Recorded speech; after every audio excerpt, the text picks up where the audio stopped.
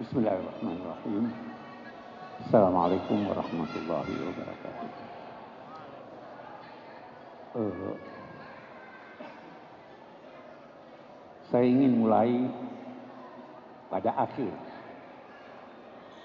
apa yang dijelaskan walau tidak rinci oleh Pak Mufti dan Pak Ulil. Itulah sebahagian alasan mengapa NU dan Muhammadiyah mendapat award. Saya tidak membuka sesuatu yang tidak diketahui umum. Saya ingin berkata, tidak jarang Majlisul Hukama, di mana saya salah satu anggotanya, itu menjadikan Indonesia sebagai bukti bagaimana perdamaian.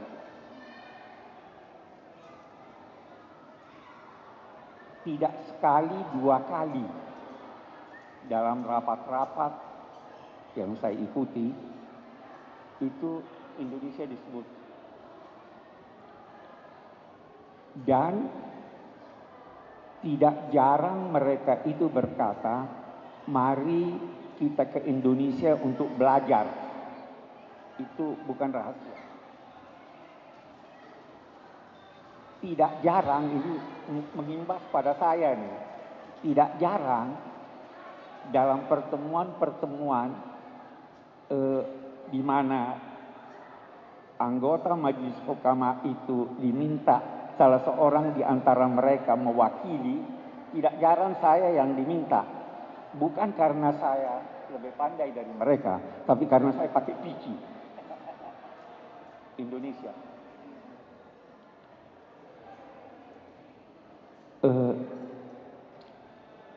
Memang mereka itu atau kita, saya katakan, kita ingin belajar dari Indonesia. Dan karena itu, sekitar sekian tahun yang lalu, saya kira 7 tahun yang lalu,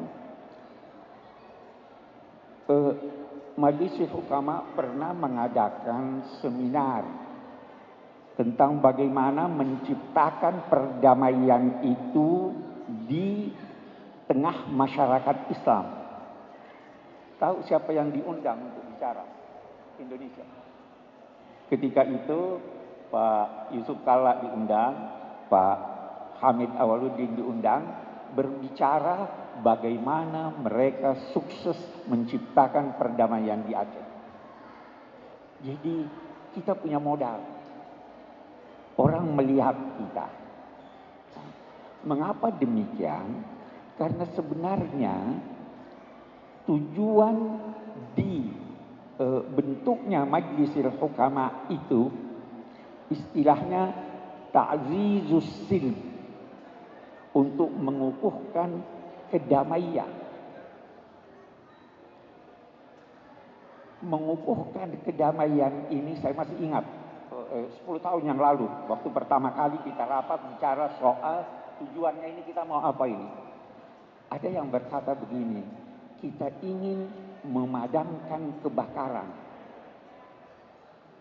Dibantah oleh yang lain. Saya ingat yang membantah itu Syekh bin Bayan. Dia katakan, kita ingin mencegah kebakaran. Jangan memadamkan ini sudah Pak. Kita ingin mencegah kebakaran. Nah, bagaimana cara mencegah kebakaran itu? Itulah semua kegiatan Majelis Hukama. Tadi Pak Mufti sebut bagus sekali itu.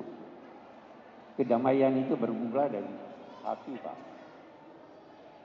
Anda tidak dapat memberikan kedamaian kepada orang kalau hati Anda tidak damai. Kedamaian dalam pandangan Majelis Hukama adalah dalam hati, dan hati damai kalau Anda berhubungan dengan Tuhan. Nah, Karena kedamaian bermula dari hati, maka hati harus dibersihkan. Kesalahpahaman-kesalahpahaman yang ada harus disingkirkan. Itu sebabnya saya ingin beri contoh. Salah satu kegiatan Majelis Hukama itu memberikan penyuluhan kepada masyarakat Islam yang berada di negeri mayoritas non-Muslim.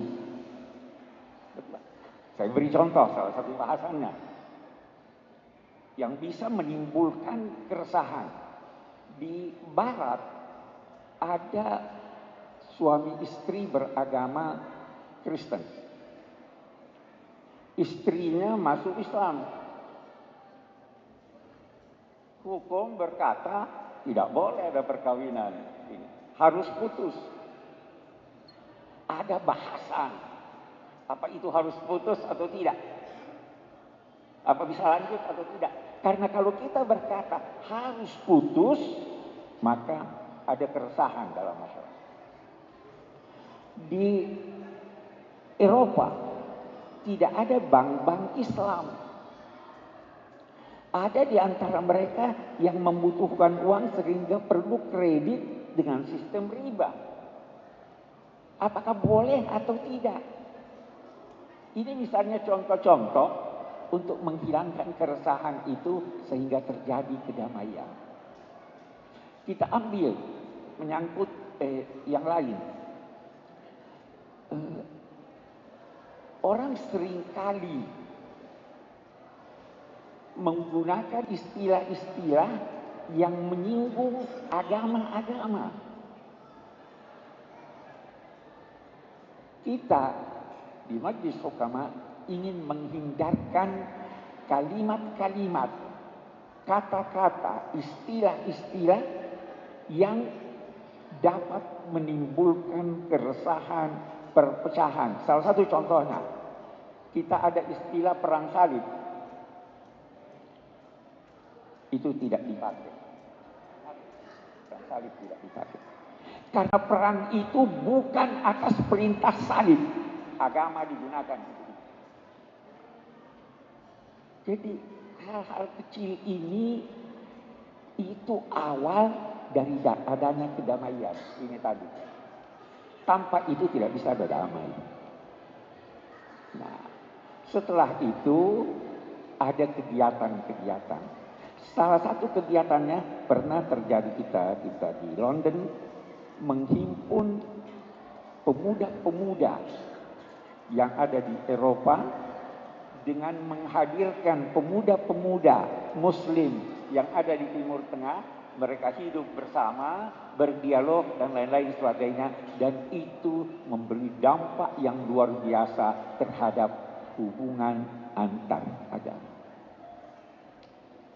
Ada seminar-seminar, pertemuan-pertemuan yang berkaitan dengan al-muwatanah. Apa sih yang dinamai kewargaan negara itu? Apa sih yang dinamai kesetiaan pada negara itu?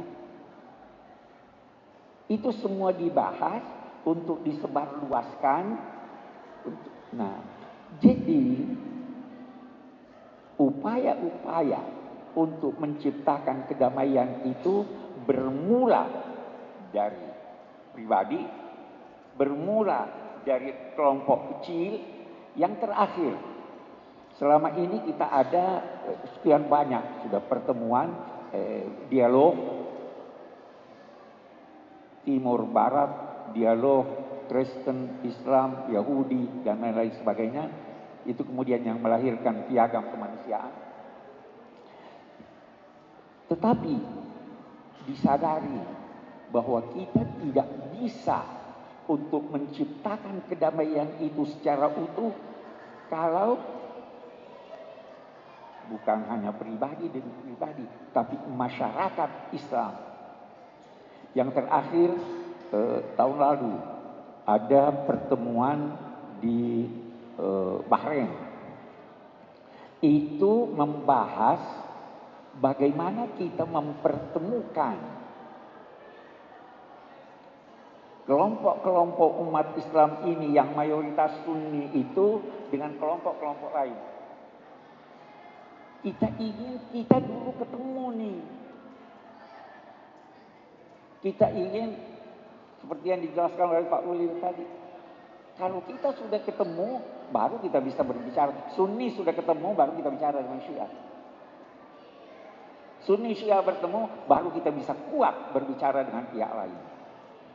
Jadi, apa yang saya ingin katakan, bahwa tujuan dari Majlis Hukama itu adalah mengukuhkan perdamaian bermula dari diri setiap orang, dari masyarakat, dari negaranya, baru kita menyebarluaskan ini ke seluruh dunia. Kenapa? Karena semua agama mendambakan kedamaian. Itu sepakat itu. Semua agama mendapatkan kedamaian. Walaupun, nah ini juga dari segi Majlis Hukama atau dari segi orang-orang yang ingin memberikan makna bahwa semua agama mendambakan kedamaian, tetapi kita tidak ingin dambaan itu mengaburkan agama. Nah, karena itu ada istilah ad-dinul Ibrahimi, agama yang diajarkan oleh Nabi Ibrahim. Abraham. Majlis Hukama sangat berhati-hati di dalam memahami. Kita tidak ingin mencampur baurkan antar agama. Silahkan masing-masing, cukuplah bahwa semua sepakat kita mau damai. Tetapi tidak mencampur baurkan agama. Kita di Indonesia itu salah satu isu itu salam lintas agama. Nah, bisa mengaburkan bagi yang melarang, bisa berkata tujuannya adalah untuk itu. Saya tidak ingin bicara soal itu, tapi yang saya ingin bicarakan bahwa Majlisul Hukama itu bertujuan yang pertama menciptakan kedamaian dalam diri setiap orang, dalam keluarga, dalam masyarakat dan sebagainya. Dan alhamdulillah kita di Indonesia ini dianggap sebagai suatu masyarakat, suatu negara yang bisa orang lain belajar pada kita. Yang terakhir itu ketika Grand Sheikh datang, saya katakan kita bukan negara agama, tapi dalam saat yang sama kita bukan negara sekuler. Kita adalah filsafia. Saya kira itu Majlis Hukama. Terima kasih. Baik, terima kasih Profesor Guru kita, Profesor Dr. Syihab. Ada tersisa waktu cuma